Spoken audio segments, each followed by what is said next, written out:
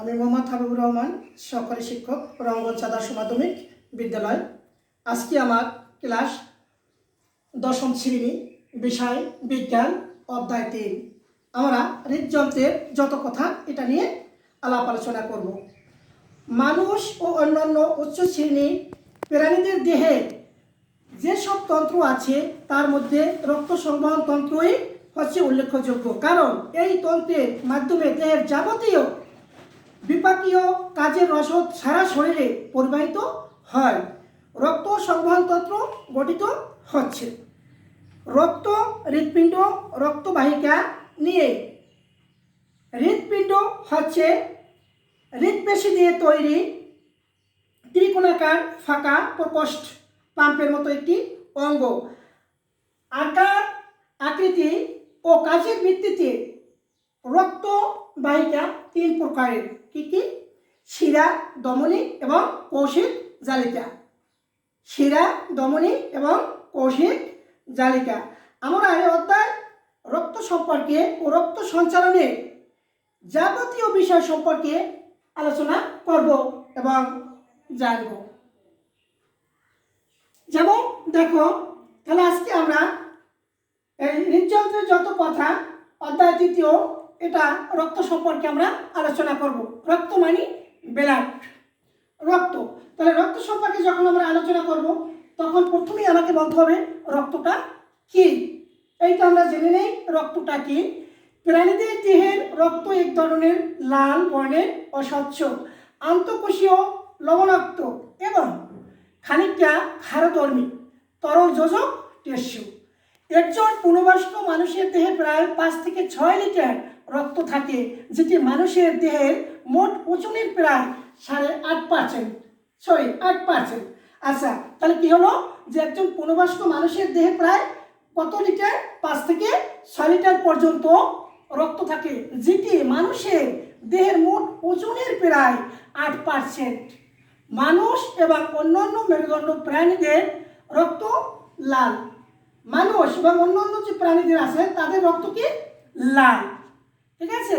রক্তের রসে লাল রঙের হিমোগ্লোবিন নামে লৌহ গঠিত প্রোটিন জাতীয় পদার্থ থাকায় রক্তের রংটা লাল হয়।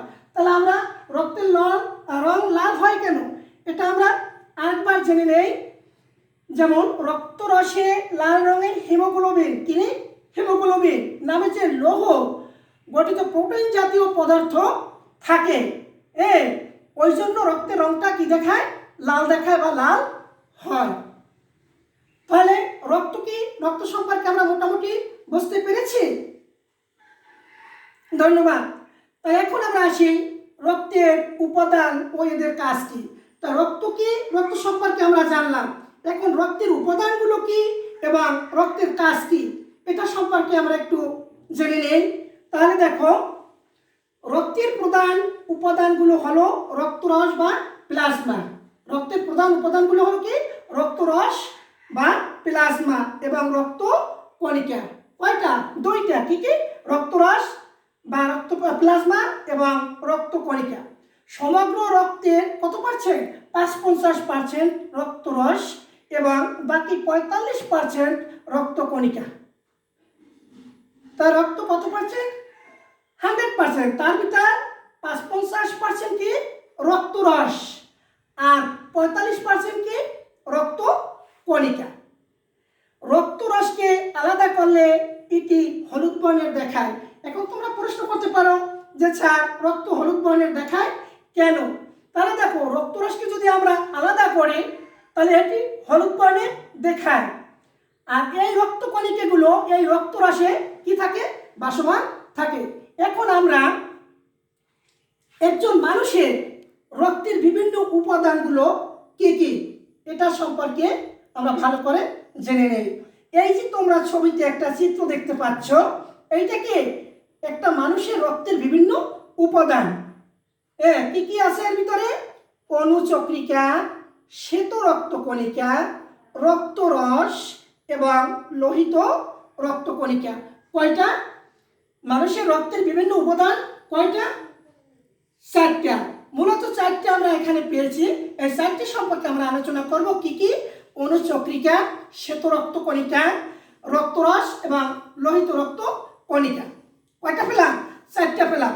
এখন এই 4টে সম্পর্কে আমরা বিস্তারিত জেনে নেই। যেমন অনুচক্রিকা কি, এরা কি কাজ করে, শ্বেত রক্তকণিকা কি, এরা কি কাজ করে, রক্তরস কি, তারা কি করে, লোহিত রক্তকণিকা কি কি কাজ করে, এটা সম্পর্কে আমরা একটু জেনে নেই। যেমন প্রথমে আমরা আসি অনুচক্রিকা।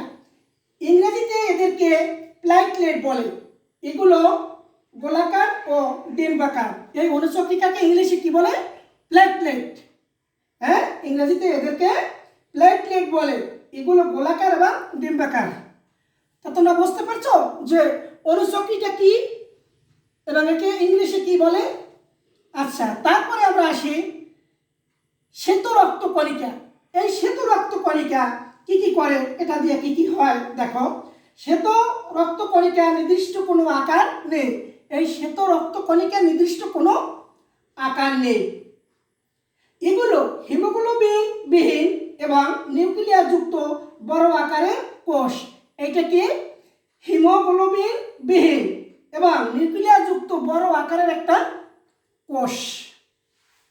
তারপরে আসি আমরা 3 নম্বর পয়েন্টটা। কি কি? রক্তরস। এই রক্তরসটা কোথা থেকে আসছে তোমরা দেখেছো? দেখো, এই যে আমি দেখাচ্ছি, এই রক্তরস। ঠিক আছে, রক্তরস বা প্লাজমা। এখন এই রক্তরস বা প্লাজমা এইটা কি? রক্তের তরল অংশকে আমরা রক্তরস বা প্লাজমা বলি। কি কইছে? যে রক্তের তরল অংশকে আমরা রক্তরস অথবা প্লাজমা বলে থাকি। তারপর 4 নম্বরে আছে কি? লোহিত রক্তকণিকা। তা 3টা আমাদের হয়ে গেল। এই 3টে সম্পর্কে তোমরা মোটামুটি ধারণা পেয়েছো। এখন 4 নম্বরটা আমরা আসি লোহিত রক্তকণিকা। লোহিত রক্তকণিকা মানবদেহের পরিণত রক্তকণিকা। দ্বি অবতল এবং চাকতি আকৃতির। এতে হিমোগ্লোবিন নামে রঞ্জক পদার্থ থাকার কারণে দেখতে লাল বর্ণের হয়। কি কইছে? লোহিত রক্তকণিকা কি হয়েছে? যে লোহিত রক্তকণিকা মানবদেহের পরিণত রক্তকণিকা, দ্বি অবতল এবং চাকতি আকৃতির। এতে হিমোগ্লোবিন নামে রঞ্জক পদার্থ থাকার কারণে দেখতে লাল বর্ণের হয়। তাহলে আজকে আমরা তোমাদের সাথে কোন বিষয় নিয়ে আলাপ আলোচনা করলাম? বিজ্ঞান বিষয় নিয়ে। ঠিক আছে, কোন চ্যাপ্টার? রক্ত। তাহলে দেখো রক্ত। আচ্ছা, আমি তোমাদের কাছে একটা প্রশ্ন করি, দেখি তোমরা পারো কিনা। একজন পূর্ণবয়স্ক মানুষের দেহে প্রায় কত লিটার রক্ত থাকে? ধন্যবাদ।